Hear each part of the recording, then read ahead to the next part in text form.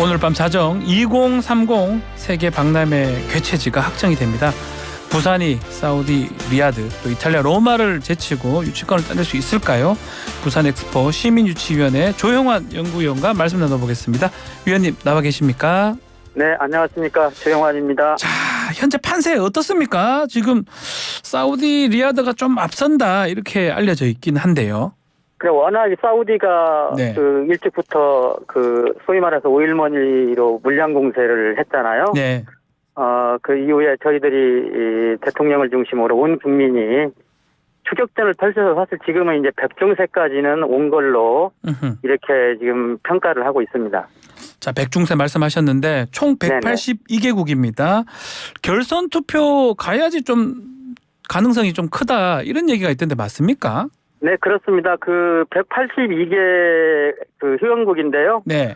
최종 확인된 걸로는 두 개 국가는 아마 분담금 회비를 납부를 하지 않아서 네. 180개 국가가 투표에 참여하는 걸로 알려져 있고요. 네.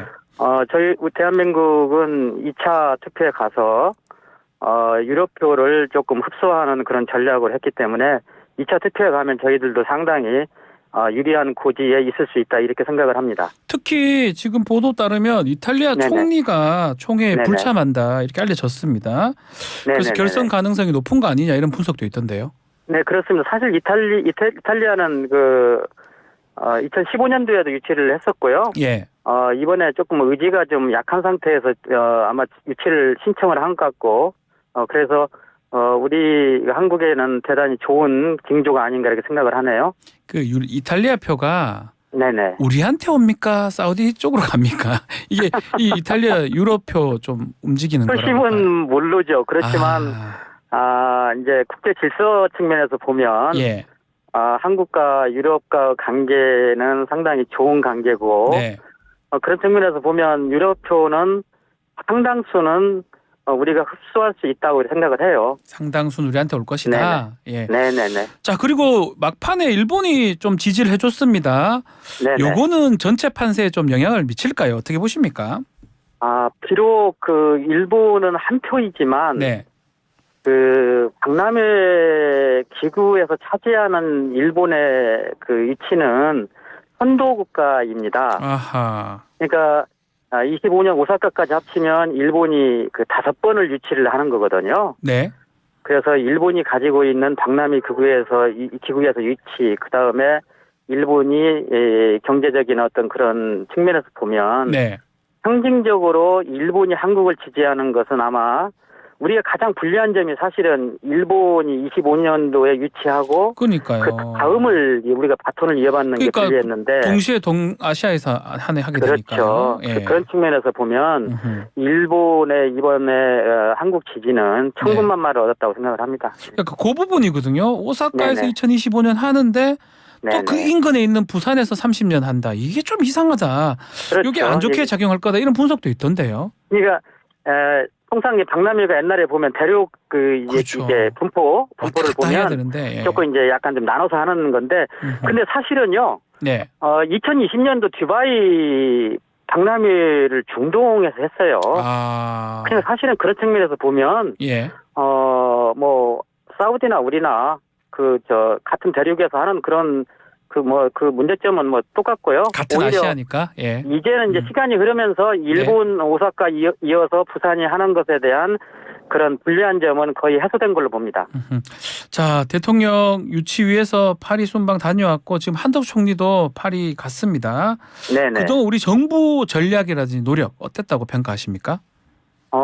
저는 우리가 이제 지금까지 많은 국제 행사 메가 이벤트를 유치하면서 모든 정부가 노력을 했거든요. 네. 근데 사실 이번 부산 엑스포는 거의 포기 상태에서 있었는데 아하. 윤석열 정부가 출범하면서 인수위에 태스크포스 팀을 구성했거든요.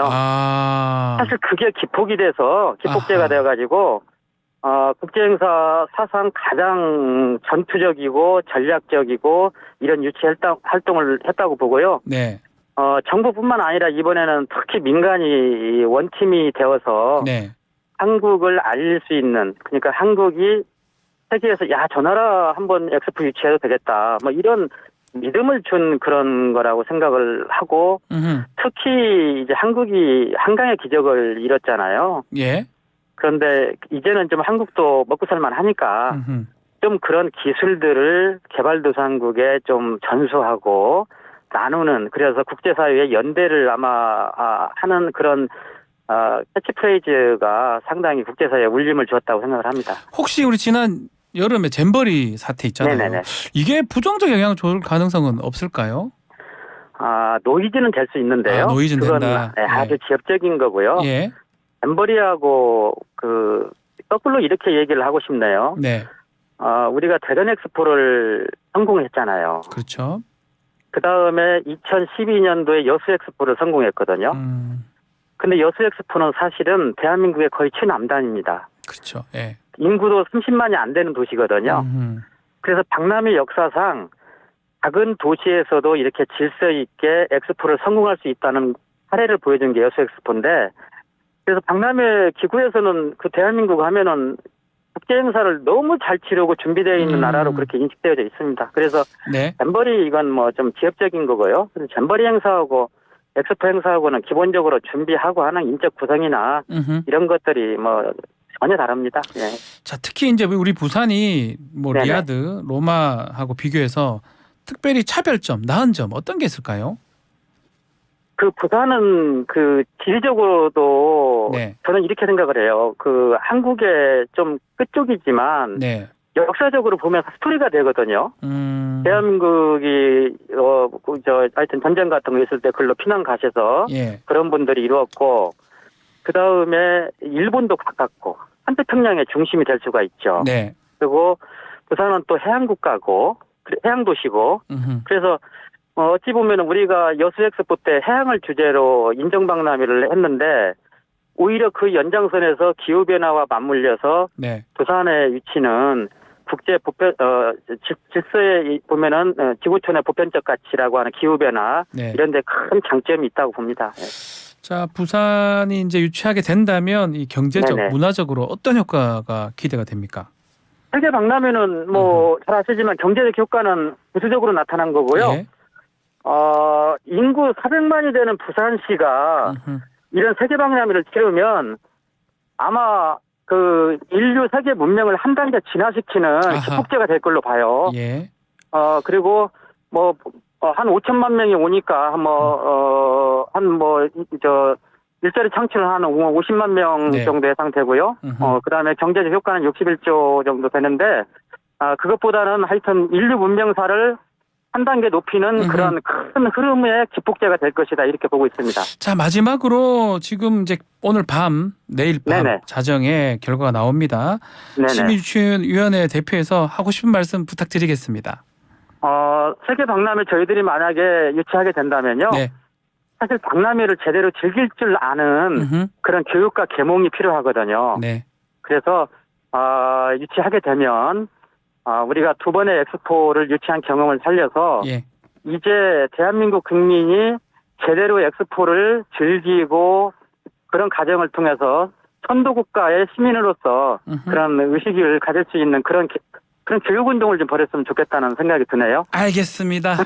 오늘 말씀 여기까지 듣겠습니다. 감사합니다. 감사합니다.